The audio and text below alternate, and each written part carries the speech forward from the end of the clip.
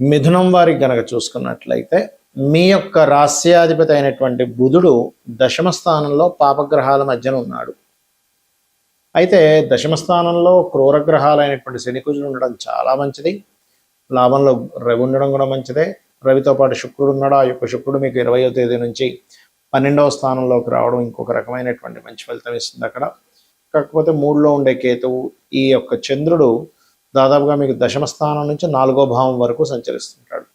మరి ఈ యొక్క గ్రహస్థితిని అనుసరించి ఈ యొక్క పక్షంలో మీకు ఎలా ఉండబోతుంది, ఏ దేవతారాధన చేసుకోవాలి అనేటువంటి అంశాలు చెప్తుంది నేనైనప్పటికీ చెప్పిస్తుంది సాక్షాత్ లలితా అమ్మవారిగా భావిస్తూ ఆ లలితాంబిక అమ్మవారి యొక్క అనుగ్రహం మీకు పరిపూర్ణంగా కలగాలన్న స్ఫూర్తి కోరుకుంటూ, ఇక్కడ మీరు ఉద్యోగ విషయాల్లోని ఏదైనా ఒక ప్రాపర్టీ స్థలంగానే గృహంగా తీసుకునే విషయంలో ఖచ్చితంగా జాగ్రత్తగా ఉండాలి. ఎందుకంటే మీకు లగ్న చతుర్థాధిపతి అయినటువంటి బుధుడు 2 క్రూరగ్రహాల మధ్యన దశమ స్థానంలో ఉన్నాడు. ఇది ముఖ్యంగా ఇది ఉద్యోగ సంబంధించిన విషయంలో కొన్ని మిస్కమ్యూనికేషన్స్ ఇట్లాంటివి ఇస్తూ ఉంటుంది. కాకపోతే మీరు 16వ తేదీ నుంచి 20వ తేదీ వరకు ధన సంబంధించిన విషయంలో మీరు చేస్తున్నటువంటి ఉద్యోగంలోనే ఎవరికైనా తెలిసిన వాళ్ళ కొలీగ్స్కి ఏదైనా డబ్బులు ఇచ్చారు, ఇటువంటి విషయాల్లో ఇటువంటి అంశాలలో చాలా చాలా చాలా జాగ్రత్తగా ఉండాలి, గుర్తుపెట్టుకోండి. అలాగే మీరు ఏదైనా సరే ఒక కమ్యూనికేట్ చేసే విషయాల్లోనే కొంచెం జాగ్రత్తగా ఉండాలి. 3లో కేతు ఉన్నాడు కాబట్టి మీరు ఏదైనా మాట్లాడేటప్పుడు ఏదైనా మెయిల్ పంపించేటప్పుడు ఒకసారి గణపతిని తలుచుకోండి. అయితే సంతానం కోసం ఎప్పటి నుంచో ప్రయత్నం చేసేటువంటి వారికి 20వ తేదీ నుంచి చాలా అనుకూలంగా ఉంది. ఇష్టపడిన వారిని వివాహం చేసుకునేటువంటి విషయానికి కూడా అనుకూలంగా ఉంది. కాకపోతే దాని విషయంలో కొంత ఘర్షణలు ఉంటాయి. కాకపోతే ఎప్పుడైతే శుక్రుడు 12వ స్థానంలో ఉన్నాడో గతంలో ఏర్పడినటువంటి కొన్ని వివాదాలు అనుకోండి, పార్ట్నర్స్తో అనుకోండి, జీవిత భాగస్వామితో కావచ్చు, వ్యాపార భాగస్వామితో కావచ్చు, జరిగినటువంటి కొన్ని వివాదాలు అవి తీరడం అనేటువంటిది కనబడనుంది. అయితే మీకు ఉద్యోగ సంబంధించినటువంటి విషయంలో ఇబ్బంది కలగకుండా ఉండాలి. వాహనం మీద వెళ్ళేటప్పుడు కాస్త జాగ్రత్తగా వెళ్ళండి. ముఖ్యంగా కలగకుండా ఉండాలంటే మీరు ఓం మాణిక్య మకుటాకార జానుద్వయ విరాజితాయే నమః అనే మంత్రం చేయండి. అన్ని విధాలా మీకు బాగుంటుంది. మరియు దీంతో పాటు శని మంగళవారాలు గోశాలకు వెళ్ళి గోవులకి బెల్లము క్యారెట్స్ తినిపిస్తూ ఈ యొక్క మంత్రాన్ని చేయండి. అన్ని విధాలా మీకు బాగుంటుంది. ఇక్కడ ఇప్పుడు ఉన్నటువంటి పరిస్థితులు ఏవైతే ఉన్నాయో బయట ఉండేటువంటి పరిస్థితులు ఈ శని కుజుల కలయిక వల్ల కొంచెం మన ఇండియాలో కూడా కొంత ఈ బాంబులు పేలడం అనుకోండి, లేకపోతే కొంత ఉద్రిక్తంగా ఉండే ప్రభావం పెరుగుతుంది. అంటే అలాగా కొంచెం ఎండ మనకు చూడండి బయట తీవ్రంగా పెరగడం ఎండ, ఆ ఎండ వస్తూనే ఒకటేసారి అంటే వాతావరణంలో జరిగేటువంటి మార్పులు ఏమిటి అంటే విపరీతమైన ఎండలు, దాంతోపాటు సడన్గా ఉన్నటువంటి వర్షాలు శని కుజుల కలయిక వల్ల. అదేవిధంగా ఎక్కువ రద్దీగా ఉండేటువంటి ప్రదేశాల్లో ఎక్కువగా తిరగకండి, చాలా జాగ్రత్తగా ఉండండి. అలాగే మరొక విషయం ఏంటంటే ఈ విదేశాలకు వెళ్ళాలి, విదేశాల్లో ఉండేటువంటి వారు నేను చాలా రోజుల నుంచి చెప్తూ వస్తున్నాను, 2-3 నెలల నుంచి ఇప్పుడు కూడా చెప్తున్నాను. ఎందుకంటే 12వ స్థానం సహజ 12వ స్థానం అనేది శని కుజులు ఉన్నారు అక్కడ మీనరాశి. కాబట్టి ఏమాత్రం మీరు స్వదేశంలోకి వచ్చి ఉండగలిగితే కొంతకాలం రావడం మంచిది ఇప్పుడు ఉండేటువంటి కండిషన్స్ పరంగా చూసుకుంటే. అలాగే ఇక్కడ రైతుల విషయం కనుక చూసుకున్నట్లయితే కాస్త ఈ వంకాయ కానివ్వండి, లేనట్లయితే మామిడి పళ్ళు, అరటి పళ్ళు పండించేటువంటి వారు కాస్త జాగ్రత్తగా ఉండాలి, గుర్తుపెట్టుకోండి. అలాగే మరొక విషయం ఏంటంటే ఇక్కడ చాలామంది ఈ ఏలినాటి శని ఇప్పుడు మనకి ఎవరెవరికి ఉంది, ఏ రాసుల వారికి ఉంది, మేషంకి ఉంది, కుంభానికి ఉంది, మీనానికి ఉంది. సో ఈ 3 రాసుల వారికి కుజుడు కలిసినందుకు శనితో ఆ ఏలినాటి శని ప్రభావం తగ్గుతుంది. కానీ ఆ 2 గ్రహాల యొక్క ప్రభావం ఉంది కాబట్టి ఏలినాటి శని 3 రాసులకు చెప్పుకున్నాం మనము. అష్టమ శని సింహం వారికి ఉంటుంది, మీనము వారికి అర్ధాష్టమ శని ఉంటుంది. కాబట్టి వీరందరూ కూడా శనికుజ గ్రహాల దగ్గర దీపారాధన చేయడం ముఖ్యంగా తెలుసుకోవాలి.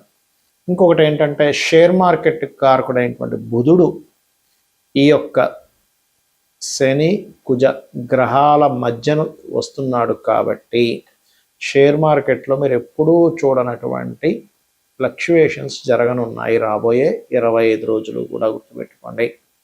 బుధుడు వస్తున్నాడు మీన రాశిలోకి, ఇది చాలా చాలా చాలా ఇంపార్టెంట్ అయినటువంటి విషయం, అది ప్రధానంగా గుర్తుపెట్టుకోండి. అలాగే మరొక విషయం ఏంటంటే ఇక్కడ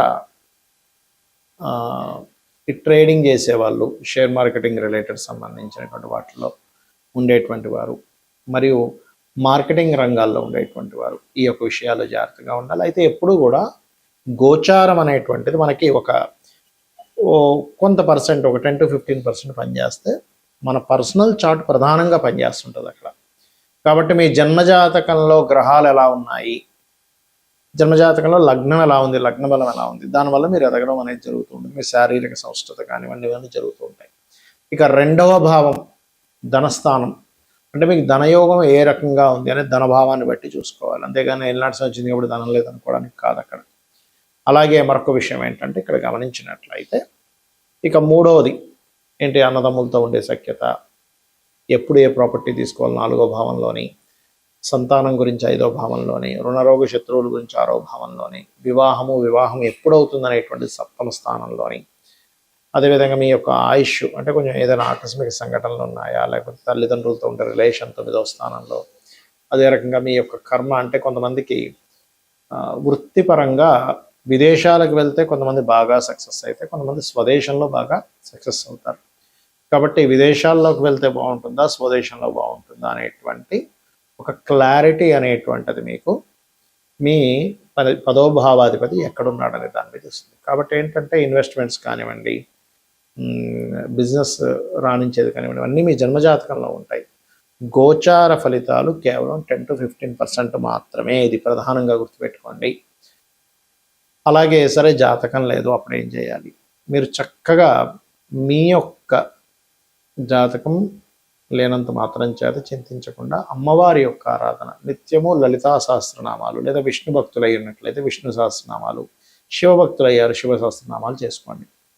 మనము మన జాతకాన్ని తెలుసుకొని ఒక జ్యోతిలాగా, అంటే జ్యోతిష్యము అంటే ఒక వెలుగులాగా మనకు ముందే కనబడుతుంది ఏంటి, వాట్ ఈజ్ వాట్ అనేది. దాన్ని బట్టి మనం ఎలా అయితే నిర్ణయాలు తీసుకొని ముందుకు వెళ్తూ ఉంటామో, జాతకం తెలియదు అప్పుడు ఏం చేస్తాము, దేవుని మీద భారం వేసి ధర్మబద్ధంగా మన పని మనం చేసుకుంటూ వెళ్ళిపోతూ ఉండాలి. ఇది ప్రధానంగా గుర్తుపెట్టుకొని అందరూ కూడా ఇప్పుడుండే ఈ శని కుజుల యొక్క ప్రభావం మూలంగా అందరూ అన్ని రాసుల వాళ్ళు కూడా కొన్ని విషయాలు కనుక పాటించినట్లయితే ఎటువంటి ఇబ్బంది పడరు వారు. ఒకటి, శక్తి దేవత ఆరాధన, అంటే ఆంజనేయ స్వామి ఆరాధన అనుకోండి, లలిత అమ్మవారి మన దుర్గా ఆరాధన అనుకోండి, ఎనీ శక్తి దేవత ఆరాధన అంటే మనకి దశమహావిద్యల్లో ఉండే దేవతామూర్తుల్ని ఆరాధించడం. రెండవది, మీకు దగ్గరలో గోశాల కనుక ఉన్నట్లయితే అందులోని దేశీవాలి గోవుకి, జెర్సీ ఆవుకి తినిపించొద్దని నేను చెప్పట్లేదు, కానీ జెర్సీ ఆవుకి దేశీ ఆవుకి ఉండే తేడా ఏమిటంటే ఇందులో సకల దేవతలు ఉంటారు. అది ఒక ప్రాణి, అంతే. ప్రాణికి మీరు ఇస్తున్న ఫలితం వస్తుంది అక్కడ. ఇక్కడ సకల దేవత ఆరాధన జరుగుతూ ఉంటుంది, గుర్తుపెట్టుకోండి. ఆ రకంగా మీరు ఎప్పుడైతే ఈ యొక్క గోవులకి తినిపిస్తారో చక్కటి ఫలితాలు వస్తాయి. మరియు శనివారము మంగళవారం అందరూ కూడా ఎటువంటి ఇన్వెస్ట్మెంట్స్ చేయకండి దయచేసి.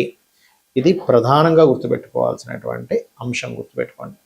ఇక మీరు ఇంకొక విషయం ఏంటంటే, అందరూ కూడా ఇన్వెస్ట్మెంట్ షేర్ మార్కెట్ గురించి చెప్పాను. ఈ గోవులకి పెట్టేటువంటి విషయం ఒకటి, చండీ వినడం కానీ చండీ పారాయణం కానీ ఇవి గనక చేసినట్లయితే మీ జన్మజాతకంలో ఒక్కోసారి చూడండి మనకి బ్లాక్డ్ భాగ్య చక్ర అంటూ ఉంటాం. ఏదైనా బ్లాక్ అయ్యి ఉందండి, చక్రంలో సంథింగ్ దోషం ఏర్పడింది, మేము దీనివల్ల చాలా కష్టం పడుతున్నాము అని అనుకునేటువంటి వారికి మీరు గనక చండీ వినడం కానీ, ఇప్పుడు చాలామంది ఏమనుకుంటారంటే ఆలయాల్లో సామూహికంగా జరుగుతూ ఉంటాయి. ఆ రకంగా సామూహికంగా జరుగుతున్నప్పుడు అక్కడికి వెళ్తే మనం అన్ని డబ్బులు కట్టలేం కదండి అన్నప్పుడు మీరు అక్కడికి వెళ్ళి కూర్చున్నా కూడా అందులో 0.5% వస్తుందని చెప్తుంది శాస్త్రం. అక్కడికి వెళ్ళి పార్టిసిపేట్ చేసినా కూడా ఇలా చేయండి, అన్ని విధాలా మీకు బాగుంటుంది. శ్రీమాత్రే నమః.